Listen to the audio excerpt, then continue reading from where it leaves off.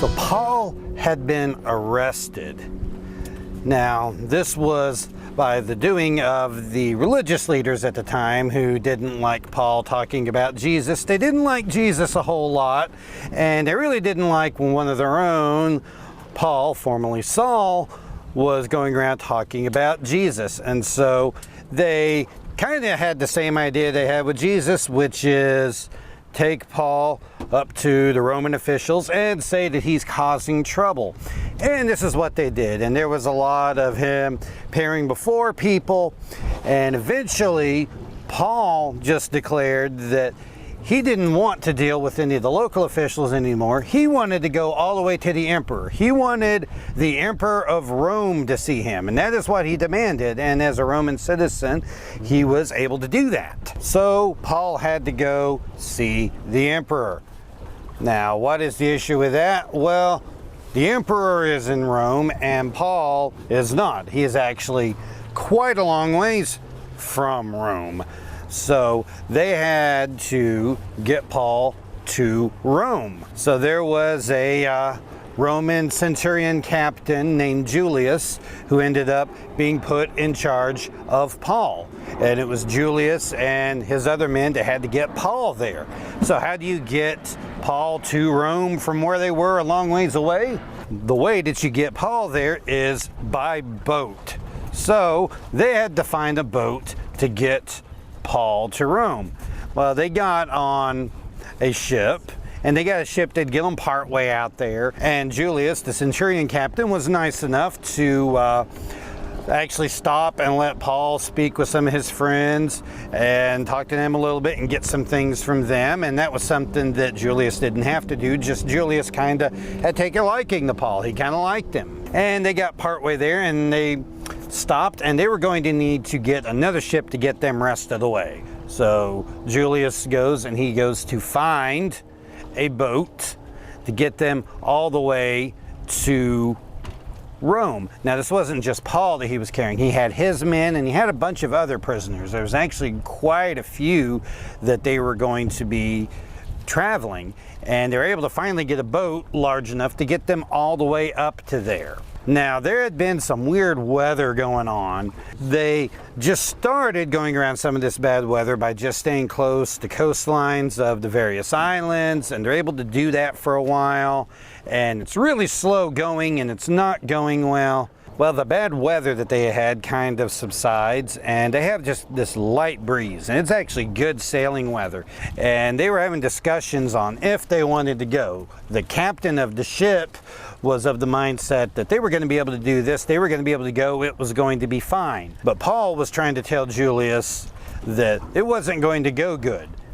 He says, if you go, you're going to lose your ship, you're going to lose your cargo, you might lose some people. It's going to be bad if you go. And Julius listens to Paul for a bit, but he's also got the captain of the ship telling him that they can go. And he just thinks, well, the captain, he understands sailing. He knows about this. I can listen to him. So he decides to listen to the ship's captain and to the ship's crew. And so they go. And it doesn't take very long before they get into a really bad storm. Now, we're not talking about a little bit of a bad storm. This is a massive hurricane type storm that they have gotten into in an old sailing boat. A large sailing boat, but a sailing boat nonetheless. And they just get beat up by it. They have nowhere to go because there's just so much wind. It is tossing the ship around everywhere.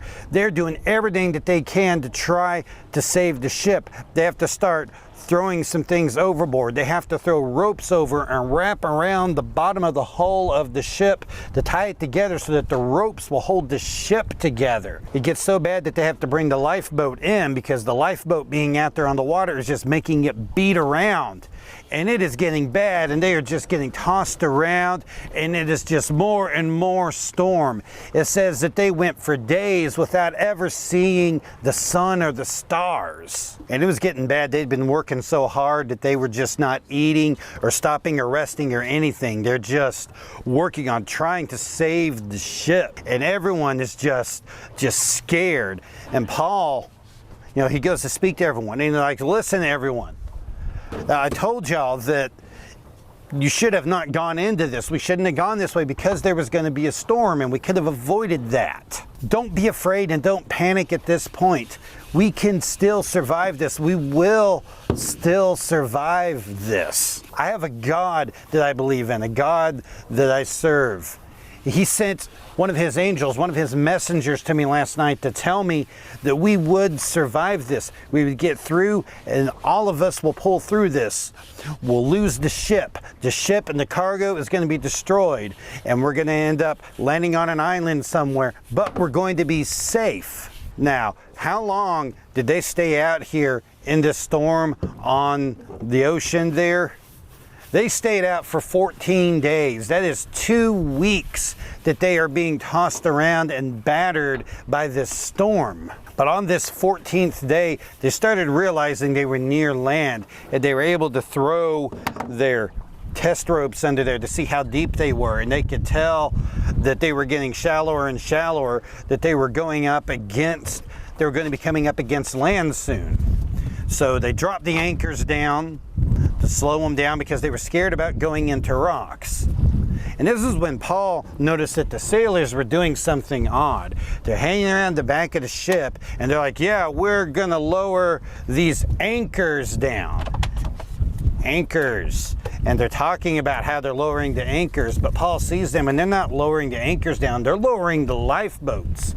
The crew of this ship is planning on dropping the lifeboat over the side, getting on the lifeboat, and just leaving the centurion and Paul and all of the centurion's men and all the other prisoners on this ship. So Paul goes to Julius and he tells him what the crew's planning to do. That he tells them, if the crew gets on this lifeboat and leaves, we're all going to die because none of us are sailors and we don't know how to work this ship. So Julius very quickly gets his men, his soldiers, to go up there, and they cut the ropes on the lifeboat that they were lowering so that they can't use it to escape. So now the crew has to stay on the ship. They can't leave. And Paul talked to everyone again here, and he says, for 14 days you've been so panicked that you haven't stopped and rested and you haven't eaten. So stop and rest and eat. Look, you're going to need the energy. You're nearly ready to be saved. If you do this, we will all make it and all of us will survive. So he took a piece of bread and he broke bread and he gave a prayer of praise to the Lord and handed out the bread to everyone there on the ship, and they all ate. And so that morning they see a coastline, and it's not a coastline that they recognize. It looks different than anything that they had seen, but they see that there's a beach there that they can go into. So they cut the anchors and just cut them off and just let the anchors sink and don't even take them. They cut the ropes that have been holding the rudder into place loose, and they just go up towards land, and they're hoping to try to get the ship all the way up to land. Well, it hits a sandbank and it doesn't make it quite all the way to shore. It stops there, and the bow of the ship is just stuck into the sand, but the rear of the ship is just being beaten by the waves and starting to tear apart. And at this point, all of Julius' soldiers, they're ready to just kill all of the prisoners. They want to just kill the prisoners, leave them on the ship, and just get off and not have to deal with them, because they don't want to have to deal with saving them. They don't think that they can be safe with all of the prisoners. And Julius, having become so fond of Paul, he didn't want that to happen, so he forbade his soldiers to do that and told them that they couldn't kill the prisoners, that the prisoners wouldn't try to escape, and they would all get up to shore. At that point, Julius tells everybody, if you can swim, it's time for you to just jump overboard and swim to shore. If you can't swim, jump over and get some of the floating pieces of the ship that are breaking off, find some wood or something, get onto something and go to shore. And so they all start doing that. They all swim to shore, or they jump over and get pieces of the wood, and they make it to shore. And they said that on this boat there were 276 people. And of that 276 people that were on that boat, all 276 made it to shore. They all survived the shipwreck. They all survived the storm. And they all survived because God had made a promise to Paul. God had his messenger tell Paul that they were going to be safe, that they were going to survive this, because God wanted Paul to be able to meet the emperor, to be able to get to Rome. And so God was going to ensure that that happened. And so remember that when God makes a promise, God always keeps his promises. And if God promises that you'll be safe, you will be safe.